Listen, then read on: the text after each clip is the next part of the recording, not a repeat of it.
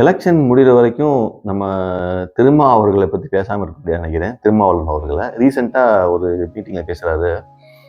என்னுடைய ராஜதந்திரம் வந்து உங்களுக்கு தெரியுமா அப்படிங்கிற மாதிரி. ஏன்னா நான் 8 சீட்டு வாங்கியிருக்காரு கஷ்டப்பட்டு. அந்த 8 சீட்டை நான் தான் கேட்டேன் அப்படிங்கிறாரு. சார் கேட்டாலும் நீங்கள் ஒரு 10 சீட்டு கேட்கக்கூடாதா அப்படின்னு தோணும் இல்லையா? ஆனால் நான் 8 சீட்டு கேட்டேன். ஆனால் அண்ணன் என்ன சொன்னா தெரியுமா? 7+1 தரேன், 7 சீட்டு ப்ளஸ் ஒரு ராஜ்யசபா தரேன் சொல்லியிருந்தாரு. நான் 7 சீட்டு தரேன்னு சொல்லி 7+1 சொன்னாரு. அதாவது 7 சீட்டு ஒரு ராஜ்யசபா தரேன்னு சொல்லியிருந்தாரு. நான் வந்து அதிர்ந்து போயிட்டேன். எனக்கு எவ்வளோ தோழர்கள் இருக்காங்க, எவ்வளோ தொண்டர்கள் இருக்காங்க, நான் எல்லாத்தையும் உசுப்பேற்றி விட்டுருக்கிறேன். நீ அரசியல் வலிமை பெறணும், தலைவராகணும்னு சொல்லியிருக்கேன்.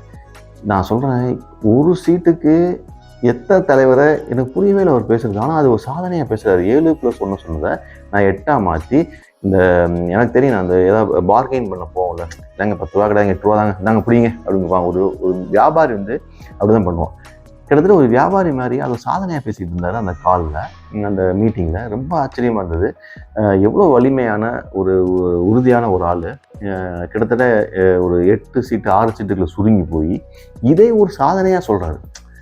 மேபி அவர் என்ன நினைக்கிறான்னு தெரியல. அதாவது பவர் ஆளுங்கட்சியில் இருக்கணும், முதல் ஒரு பக்கத்தில் இருக்கணும் அப்படின்னு அவர் நினைக்கிறாரா, இல்லை நமக்கு வந்துட்டு ஒரு அங்கீகாரம் கிடைக்கும்னு நினைக்கிறாருன்னு தெரியவே இல்லை.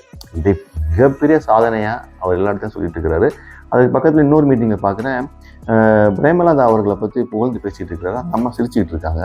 அந்த வீடியோ நீங்கள் பார்த்துருப்பீங்க. இவருடைய உயரத்திற்கு, இவருடைய அறிவிற்கு, ஞானத்திற்கெலாம் வந்து பிரேமலதா அப்படிங்கிறவங்களாம் மிக விஜயகாந்த் வேற கேட்டா. விஜயகாந்துங்கிறதுக்காக அவரை தொடர்ந்து வரக்கூடிய எல்லாத்தையுமே இவர் வந்து துதி பாடணும்னு தேவை கிடையாது. ஆனால் அவர் துதி பாடுறாரு. பிரேமலதா அவர்களுக்கும் உட்காந்து சிரிச்சிட்டு இருக்கிறாங்க.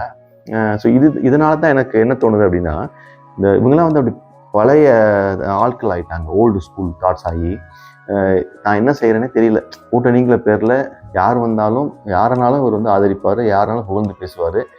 மு.க. ஸ்டாலின் அவர்கள் வந்து கடவுள் மாதிரி பார்க்குறாரு. இவ்வளோதான் அவங்களுடைய கோட்பாடு. இதனால தான் நமக்கு என்ன தெரியும்னா, புது சக்தி வராதா, வந்துடாதா, இவங்களை பூரா வைப்பை பண்ணிட மாட்டாங்களா அப்படின்னு நம்ம வந்துட்டு எல்லாரும் ஏங்குறோம்.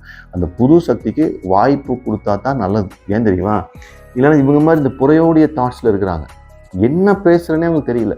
தனக்கு கிடைத்த 8 சீட்டை வந்து உலக சாதனையாக பேசிகிட்டு இருக்கிறாரு எல்லா இடத்துலையும். ஆனால் வந்து அம்பேத்கருக்கு அடுத்து தான் தான் சிறந்த அறிவாளி, இந்த இனத்தை நான் தான் காப்பாற்றுறேன், எங்களுடைய மக்களை நான் தான் காப்பாற்றுறேன், வழி நடத்துகிறேன், அரசியல் வழிபடுத்தியிருக்கேன் எல்லாம் சொல்கிறாரு. ஆனால் இது அப்படியா அப்படின்னு கேட்குற மாதிரி இருக்குது. ஒன்றுமே செய்ய முடியாது.